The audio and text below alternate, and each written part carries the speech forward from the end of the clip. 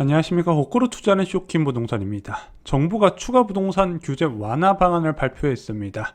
이번 규제 완화 총정리와 영향에 대해서 분석을 시작해 보겠습니다. 영상 전에 구독으로 부자 되시기 바랍니다. 자, 금요일 예고된 대로 제11차 비상경제민생회의가 있었습니다. 이거 쇼킹 부동산에서 계속 기다렸어요. 왜냐면은 그 전에 언론 보도가 어떻게 나왔다? 이번 비상경제민생회의에서 부동산 연착륙 관련 규제 완화 방안이 나올 것이다. 저희가 이거 영상으로도 제작해드렸죠. 그런데 막상 발표된 거 봤더니 예상보다 규제 완화 폭이 더 컸습니다. 자, 첫 번째 내용 살펴볼게요. LTV 규제 완화. 이 LTV 규제라는 건 다 아시죠? 주택의 담보가치 기준으로 최대 대출 한도를 정하는 겁니다. 이건 예시로 보면서 설명드리는 게 더 쉬워요. 자, 예를 들어 LTV가 40%다. 5억 아파트를 2억까지 대출을 해준다는 의미가 된다는 거죠. 자, 현재 규제지역별 주택담보대출 LTV 현황이 다 달라요. 그래서 투기과열지구는 40%에서 0%까지, 조정대상지역은 30에서 50%까지 적용이 되고 있는 부분이죠. 그런데 지금 투기과열지구의 10억 초과 아파트 같은 경우는요, LTV가 제로가 돼 있어요. 야, 그러면은 15억 원 초과분에 대해서만 대출 하나도 안 해주는 거니? 아니에요. 15억 초과 주택은 아예 대출 취급 자체를 안 한다는 겁니다. 그런데 이게 이번에 풀렸어요. 자, 발표 내용 보겠습니다. 현행 투기과열지구내 15억 초과 아파트 주담대 금지를 투기 및 투기과열지구내 무주택자, 1주택자, 기존 주택 처분 조건으로요. 이 사람들한테는 10억 초과 아파트 주택담보대출을 허용하겠다고 밝힌 겁니다. 자, 이건 어느 정도 예고가 된 부분이었어요. 왜냐면은 현재 15억 원 이하 아파트를 매수하지 못하는 경우가 많이 있거든요. 자, 왕십리 뉴타운의 텐젤이라는 아파트 전용 84제곱미터가 14억입니다. 이게 제일 저렴한 매물이에요. 자, 이거 14억 아파트니까 대출 받아서 집 사야지. 은행 가면 대출 된다 안 된다? 안 된다. 왜? 이 아파트의 KB 시세는 16억 5,500만 원, 10억 초과 아파트라서 대출이 불가가 됐다는 부분이죠. 지금 금매하고요, 일반적인 KB나 한국부동산원 시세하고 차이가 너무 많이 나다 보니까 실제 15억 원에서 한참 많이 하락했음에도 불구하고 대출이 안 되는 케이스가 꽤 있었습니다. 자, 두 번째 규제 완화 방안은요, 바로 9억 초과분에 대해서 LTV 비율이 감소하는 부분, 그리고 투기과열지구와 조정대상 지역의 LTV 부분이 달랐던 부분이 수정이 됐습니다. 어떤 식으로? 모두 일괄적으로 LTV가 50% 적용되는 걸로 조정대상 지역이든 투기과열지구도 9억 이하든 10억 초과든 상관없이 무조건 50%가 적용이 된다고 합니다. 물론 다 되는 건 아니고 무주택자하고 처분 조건 1주택자 기준으로 된다는 거예요. 자, 언제부터 시행되나요?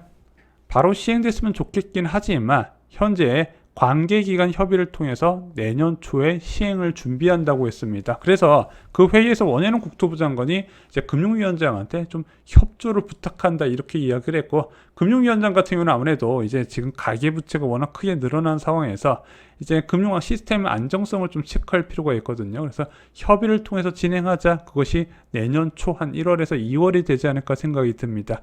제가 계속 말씀드렸지만 내년 초에 이제 수도권 부동산 시장의 역전세란이 심화되면서 주택가격이 좀 많이 급락세가 나타날 거거든요. 이때 규제가 많이 풀릴 거라고 생각이 됩니다. 자, 어쨌든 이 LTV 규제 굉장히 큰 변화입니다. 예를 들어 서울에서 아파트를 구입한다고 가정해 볼게요. 20억짜리 아파트 삽니다. 대출 얼마나 되죠, 현재? 한 푼도 안 된다 말씀드렸죠. 근데 이게 내년 초에 바뀌게 되면 최대 대출 한도가 10억 원으로 늘어나게 됩니다. 12억 원 아파트는요, 최대 대출 한도가 4억 2천에서 6억까지 늘어난다는 부분이죠. 계산하기 편하네요. 근데 문제는요, 이 DSR입니다.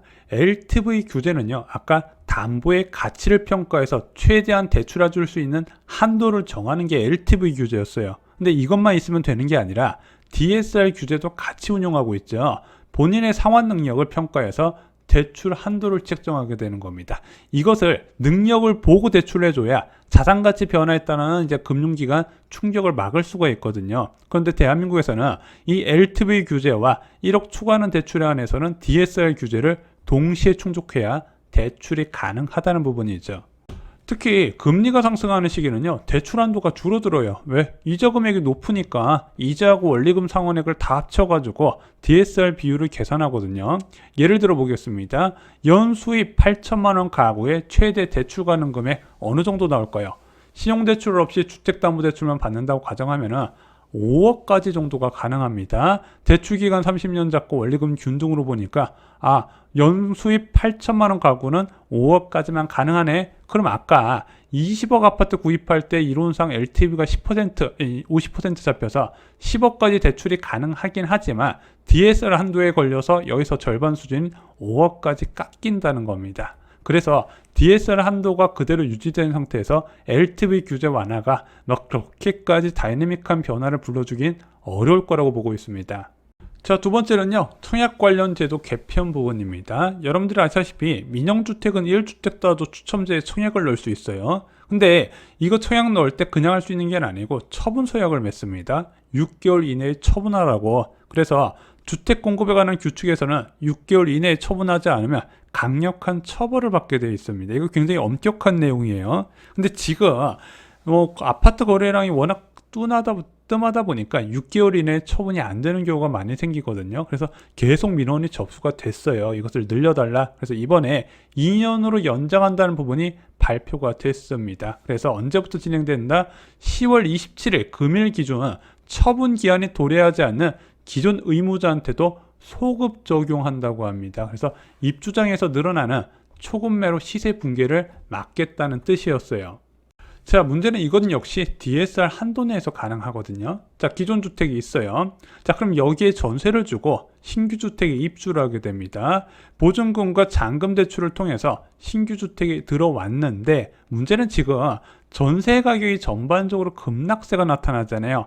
전세값 하락으로 충분한 자금 확보가 어려운 상태에서 신규 주택의 대출 금액이 많아질 수밖에 없거든요. 그리고 여기서 대출 한도 걸리면 신용대출까지 끌었어야 되는데 DSR 한도에 적용되다 보니까 그게 어려운 케이스가 생겨요. 그래서 이거를 실제 사용 가능한 사람이 그렇게까지 많지 않을 거라고 보고 있고요. 입주단지 주변에 패닉 매도를 완전히 막기는 어렵지 않을까 생각이 들고 있습니다.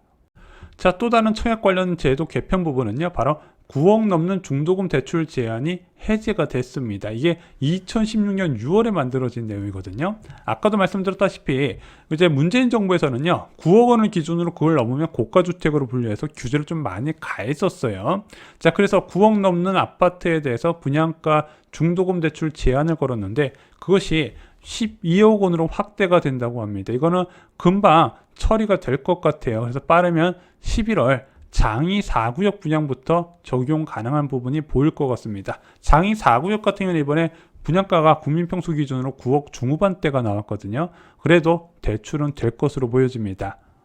자, 세 번째 발표 내용은요, 바로 규제지역 추가 해제입니다. 현재 투기과열지구 39곳, 조정대상지역 60곳이 지정돼 있어요. 그리고 9월 21일 날 2차 주거정책심의위원회 규제지역 완화 방안을 발표하면서 많은 지역, 지방지역은 세종시를 제외하고는 대부분 풀렸거든요. 수도권도 일부 지역 포함이 됐습니다. 근데 이것도 부족하다 해서 3차로 규제지역 추가 해제를 예정일인 12월이 아닌 11월 달로 앞당겨져서 발표하는 것으로 이번에 보도자료가 나왔습니다.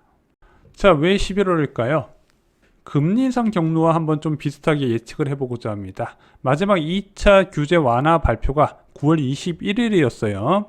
자, 빅스텝 한 20일 전에 발표가 됐습니다. 그리고 이번에 11월 달에 추가 빅스텝이 예정되어 있잖아요. 아마 제가 볼 때는 빅스텝 할 가능성이 커지는데, 빅스텝 이전에 규제 지역을 좀 풀어가지고 시장 충격을 좀 완화시켜 볼 필요가 있지 않나, 이렇게 생각을 하는 것 같습니다. 근데 지금 국토부에서 이번에 좀 과감하게 풀 거라고 많이 말씀을 드렸죠. 왜? 지금 규제 지역 해제된 거 집값 불안 없이 안정된 흐름을 보고 있기 때문입니다. 자, 3차 규제 완화 범위는요, 되게 넓을 것으로 보여져요. 특히 수도권 지역의 투기과열지구는 정말 큰 폭으로 해제될 겁니다. 근데 이거 풀어준다고 근본적으로 달라지는 건 없거든요. 진짜 중요한 것은 조정대상 지역에서 풀려줘야 되는데 경기도와 인천 많은 지역에서 이 조정대상 지역이 풀리게 될 것으로 보여집니다. 조정대상 지역이 풀면 뭐가 좋나요? 기존에 집 한 채 있던 사람이 한 채 더 사는 것이 가능하다고 말씀을 드렸죠. 이번 규제 완화가요, 시장을 바꿀 수 있을까요?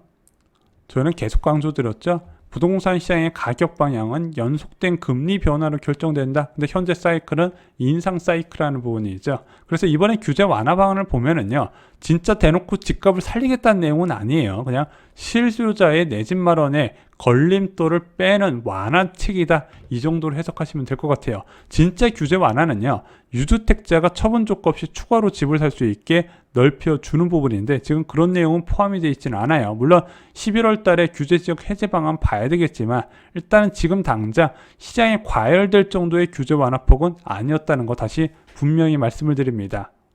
자, 이번 규제 완화 방안 쇼킹 부동산 가족분들의 내 집 마련에는 도움이 될 것으로 보여집니다. 특히 9억 추가 고가주택 또는 청약을 넣는 분들께 대출을 활용해서 내 집 마련을 좀 쉽게 되게 하는 계기가 되지 않을까 이제 이렇게 생각이 들고 있습니다. 그래서 아마 내년에 집 사시는 분들은 좀 여러 정황상 좋은 기회를 잡았다고 저는 생각을 하고 있습니다.